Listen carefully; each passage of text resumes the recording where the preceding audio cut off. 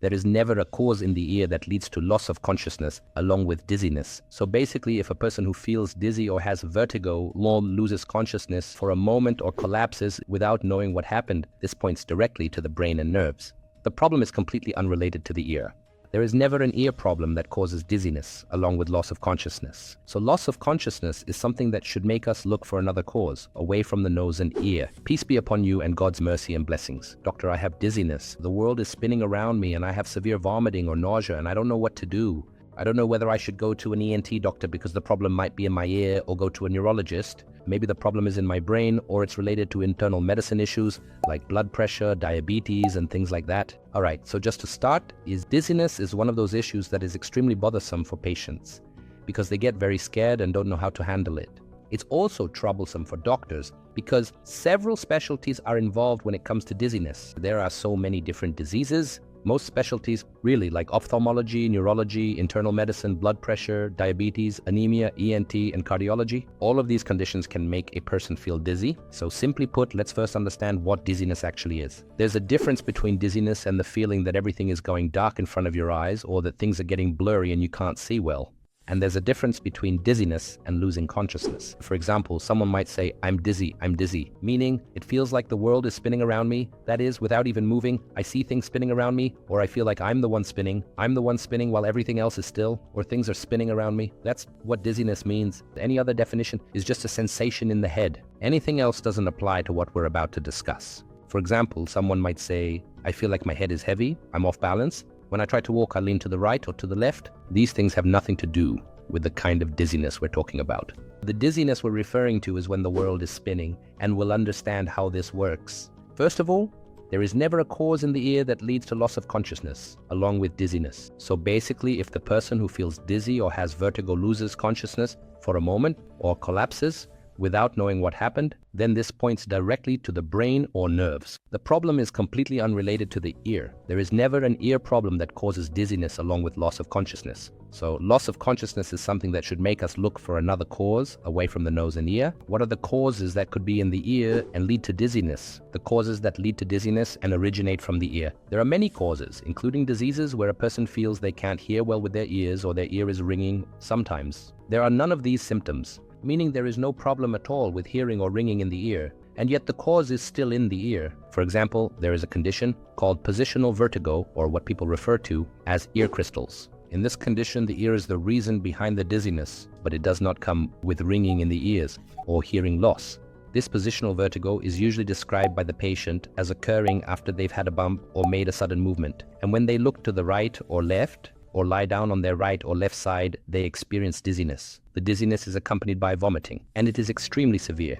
The world spins intensely, very intensely, and then it stops after a few seconds to a few minutes. This is the simplest type of dizziness. Its treatment is very easy. We perform a certain exercise to confirm that this dizziness is present. The doctor has the patient sit on a bed, moves their head, and checks whether the dizziness occurs or not.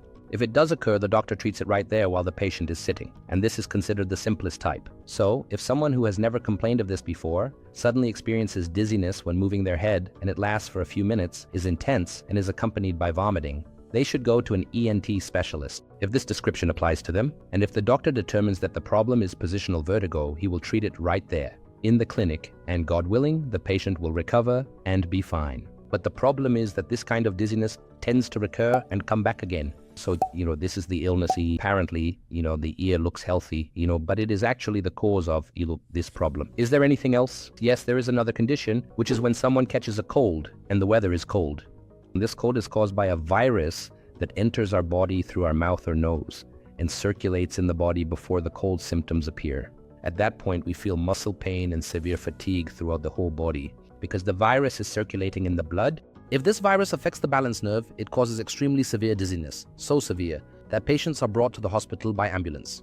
The world spins very intensely. I had a cold 2 or 3 days ago. Everything started spinning for her all of a sudden. This is also caused by inflammation of the balance nerve originating from the ear without any symptoms like hearing loss, tinnitus, or the patient having previously complained about their ear. So how do we recognize it? Just as I told you, the patient usually gives a history of having had a cold or a viral infection with body aches and so on. Then this dizziness happens to them. and the issue usually resolves on its own within a week. The first 3 or 4 days are very intense. We give them sedatives and similar medications to calm the ear and soothe the balance nerve to stop the dizziness. And after a week, they recover completely and there's no problem at all. All right, those are 2 important causes. A third cause, which also isn't related to the ear but is very common, is that the patient complaining of this dizziness might have migraine, also known as migraine headache. In many cases, it comes along with vertigo and severe dizziness. If the dizziness is accompanied by a headache, then in any case, the patient should see a neurologist. But migraine, if someone is a migraine sufferer and knows they have migraines, it's very likely that dizziness can occur along with the migraine. And this dizziness can last for a long time, from 4 hours up to 3 days. The vertigo comes and goes and can persist for an extended period. Now, as for the patient who complains about their ear, for example, if a patient has pus coming from their ear and knows that their eardrum is perforated and then experiences vertigo, of course, this will be diagnosed by an ENT specialist because sometimes infections from the middle ear can spread to the inner ear and cause a very severe vertigo problem. Now, this can also last for days. We need to start treating him quickly because if these microbes entered from the middle ear, which is already infected, and moved to the inner ear, they must be treated properly. We could lose hearing, and that's a major problem. So anyone who knows they have an issue with their ear, like pus or a perforated eardrum, if they have dizziness, they should see an ENT specialist first. What about someone without pus or similar issues, but they notice that this dizziness is accompanied by ringing in their ears and hearing loss? There's a very well-known disease. We've talked about it many times before. It's called Meniere's disease. It would be great if you could watch the episodes about it that we've posted on the channel, where it's explained in detail. This is actually one of the common causes that comes with tinnitus in one ear and hearing loss on the same side, and it's usually accompanied by dizziness. This dizziness can last hours or days. Thankfully, treatment is straightforward. Patients usually respond well to it. So that's most of the causes. Most reasons that affect the ear are the ones I've just mentioned. If someone has ear infections or infections spreading from the middle to the inner ear and experiences dizziness, or if someone has ringing in their ear and can't hear well. This is usually Meniere's disease. Sometimes it comes along with hearing loss as well. And if the tinnitus is caused by a tumor on the balance nerve inside the brain, it's not really that dangerous because it's a benign tumor that doesn't grow, and often we just monitor it and don't remove it at all. But while the patient might have some balance issues, but only to a very small degree, balance problems, but only to a small extent. That's why I didn't want to mention it at the beginning, because people get scared when they hear about tumors. So to recap, we have Meniere's disease, which comes with hearing loss and tinnitus. We have suppurative disease that comes from the ear, and this usually requires treatment by an ENT doctor, or we might have a cold accompanied by the severe vertigo that lasts for a week.